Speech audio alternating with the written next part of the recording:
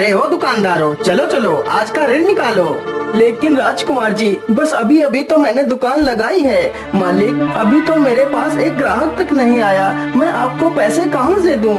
अच्छा, मुझे बेवकूफ समझता है, मुझसे चालाकी करता है, सीधी तरह पैसे निकालता है या फिर तेरा सारा सामान नष्ट कर दूं? मालिक, मुझ पर दया कीजिए, मैं अभी आपको कुछ देर में ही पैसे दे दूंगा। बेचारा किसान गिड़गिड़ाता रहता है, लेकिन राजकुमार को उस पर जरा सा भी तरस नहीं आता और उसका सारा सामान नष्ट कर देता है। अब बताओ जल्दी से, किस किस को ऋण नहीं देना है? नहीं नहीं मालिक, ये लीजिए ऋण।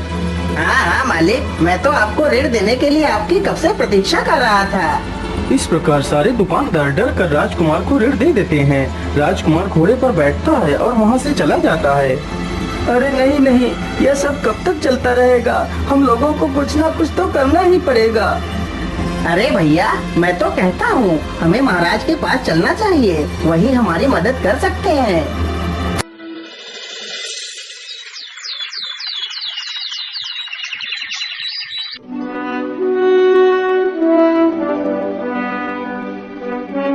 बोलिए गाँव वालों, आप लोगों को क्या तकलीफ है और आप लोग इतना परेशान क्यों दिखाई दे रहे हैं? महाराज, हम सभी लोग रोज बाजार में अपनी दुकानें लगाते हैं। इस प्रकार सारे गांव वाले पूरी कहानी राजा को सुना देते हैं। अच्छा अच्छा, आप लोग शांत हो जाइए। सैनिकों, राजकुमार को बुलाया जाए। जी पिताजी, आपने हमें क्यों बुलाया? बोलिए, क्या बात है? चंद्रवीर, तुम हर रोज गांव वालों से ऋण मांगकर उन्हें क्यों परेशान करते हो? आखिर तुम ऐसा क्यों करते हो? पिताजी, ये सारे गांव वाले बाजार में अपनी दुकानें लगाते हैं, तो इन्हें ऋण तो देना ही पड़ेगा। लेकिन चंद्रवीर, हमने तो आज तक इनसे कोई भी ऋण नहीं लिया, तो फिर तुम इन लोगों से ऋण क्यों मांगते हो? वो पिताजी, मैं इन लोगों से ऋण... नहीं नहीं चंद्रवीर, आज से तुम इन लोगों से कोई ऋण नहीं मांगोगे, ये मेरा आदेश है।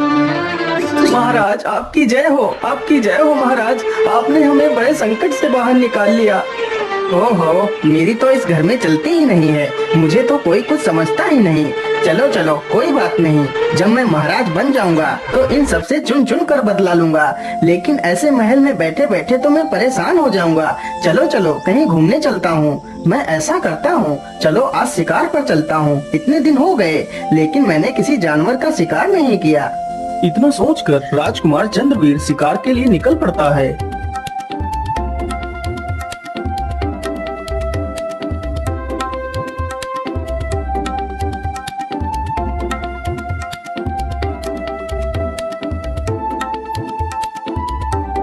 क्या करूं, आज तो शिकार कहीं दिखाई नहीं दे रहा है। मुझे लगता है आज मुझे यहाँ से भी निराश होकर ही लौटना पड़ेगा। चलो चलो, अब घर वापस लौट चलता हूँ।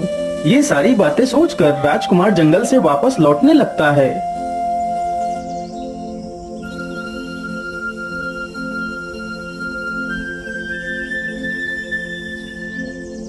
अरे वो क्या है? मुझे लगता है वह तो कोई हिरन है। हाँ हाँ, वह हिरन ही है। चलो चलो, जल्दी से इसका शिकार करता हूँ। राजकुमार जैसे ही हिरन के नजदीक पहुँचता है तो वह हिरन वहाँ से भाग पड़ता है। हिरन के पीछे भागते भागते राजकुमार हिरन के ऊपर निशाना लगा देता है और कुछ ही देर में राजकुमार हिरन के ऊपर तीर चला देता है। तीर सीधा हिरन को जा लगता है। हे राम, इस दुष्ट ने मुझे मार डाला। हे प्रभु, मेरी सहायता करो। अरे राम राम राम, ये क्या हो गया? ये तो हिरन के वेश में एक साधु था। हे दुष्ट इंसान, तुमने मुझे क्यों मारा? मैंने तुम्हारा क्या बिगाड़ा था? लेकिन बाबा, मैंने आपको एक हिरन समझकर आपके ऊपर तीर चलाया था। अरे दुष्ट, तू इन मासूमों को क्यों मारता है? आखिर इन बेजुबानों ने तेरा क्या बिगाड़ा है?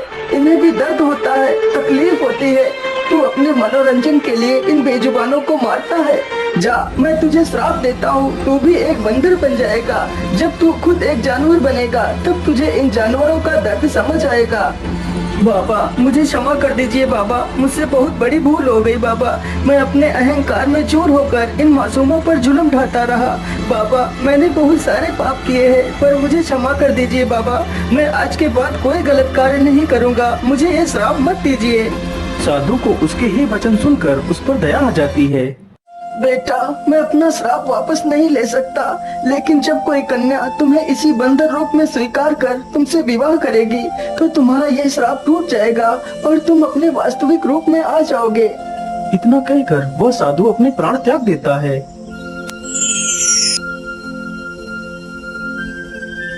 अरे ये क्या हो रहा है मेरे साथ? देखते ही देखते कुछ ही देर में राजकुमार एक बंदर बन जाता है। हे भगवान, ये क्या हो गया? मैं तो सच में एक बंदर बन गया। ठीक है, यही मेरे गुनाहों की सजा है। इतना कहकर वह बंदर अपने राज्य महल की तरफ निकल पड़ता है।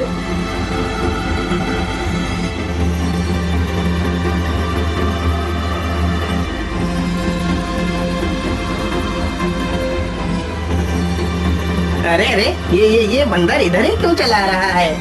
अरे भाई, तो इसमें इतना परेशान होने की क्या जरूरत है? आने दो, इसे आने दो। अभी इसके पिछवाड़े पर 4-5 डंडे मारेंगे तो खुद ब खुद यहाँ से भाग जाएगा। अरे ओ मूर्ख बंदर, तू मुंह उठाकर यहाँ कहाँ चला आ रहा है? चल भाग यहाँ से। अरे सैनिक भाई, मैं राजकुमार हूँ, मैं कोई बंदर नहीं हूँ, मुझे अंदर जाने दीजिए। अच्छा, तो एक बंदर हमारा राजकुमार बनेगा? अच्छा ठीक है, मैं एक पल के लिए तुझे अपना राजकुमार मान लूं, लेकिन हमारे उस दुष्ट राजकुमार ने तो हमें कभी भाई नहीं बोला और तू मुझे भाई बोल रहा है। अरे सैनिक भाई, अब मैं बदल चुका हूँ, मैं पहले जैसा नहीं रहा। अरे हाँ हाँ, वो तो हम साफ साफ देख रहे हैं कि तू तो पूरी तरह बदल गया है, एक इंसान से बंदर बन गया है। अरे ओ मूर्ख बंदर, हम लोगों को बेवकूफ बना रहा है, चल भाग यहाँ से। इतना कहते ही सैनिक बंदर को 4-5 डंडे चिपका देते हैं। बंदर तुरंत ही वहाँ से भाग खड़ा होता है। हे भगवान, अब मैं क्या करूं? मुझे तो यह सैनिक अंदर घुसने ही नहीं दे रहे हैं। मैं अंदर कैसे जाऊं? मुझे तो बहुत जोर की भूख भी लगी है। इतना सोचकर वो बंदर वहाँ से चल पड़ता है। बंदर चलते चलते एक दूसरे राज्य में पहुँचता है।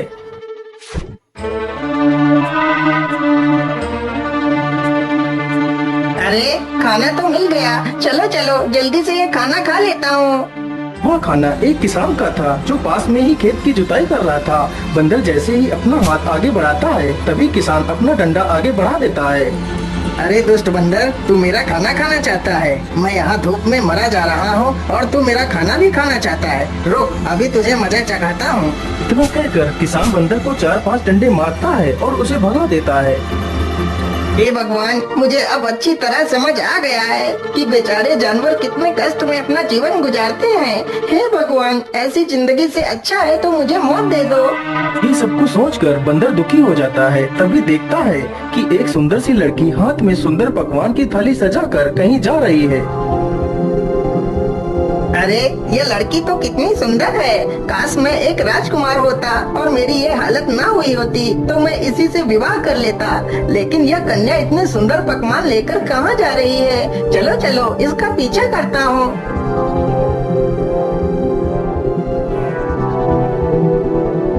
राजकुमारी खाने की थाली को ले जाकर एक गुफा के पास रख देती है और चुपचाप वहाँ से चली जाती है। अरे वाह वाह, यह लड़की तो कितनी महान है जो जानवरों के लिए खाना रखकर चली जाती है। और एक मैं था जो खुद जानवरों को ही खा जाता था। लेकिन अब ये सब सोचकर क्या फायदा? चलो जल्दी से खाना खा लेता हूँ, मुझे तो ये खाना देखकर रहा ही नहीं जा रहा। इतना सोचकर बंदर तुरंत जाता है और पूरी थाली को चट कर जाता है। जो खाना बंदर खा गया था वह खाना एक डायन के लिए रखा गया था। राजकुमारी रोज उस डायन के लिए खाना गुफा के पास रखकर चली जाती थी। डायन की यह शर्त थी, जिस दिन डायन के लिए खाना नहीं रखा गया तो वह डायन उस राजकुमारी को खा जाएगी।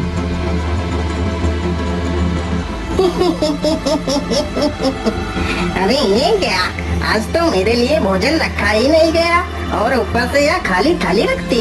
राजकुमारी, आज तू मेरे हाथों से नहीं बच पाएगी। आज मैं तुझे मार कर तेरा मांस खाऊंगी। हे भगवान, तो वह खाना इस डायन के लिए था, ये मैंने क्या कर दिया? अब तो यह डायन उस बेचारी राजकुमारी को मार डालेगी। अब मैं क्या करूं? अरे नहीं नहीं, मैं ऐसा नहीं होने दे सकता। बंदर इतना सोच ही रहा था कि तभी डायन राजकुमारी को उठाकर ले आती है। अरे राम राम राम, यह डायन तो सच में राजकुमारी को उठाकर ले आई है। चलो चलो, मैं भी इसके पीछे पीछे गुफा में घुस जाता हूँ।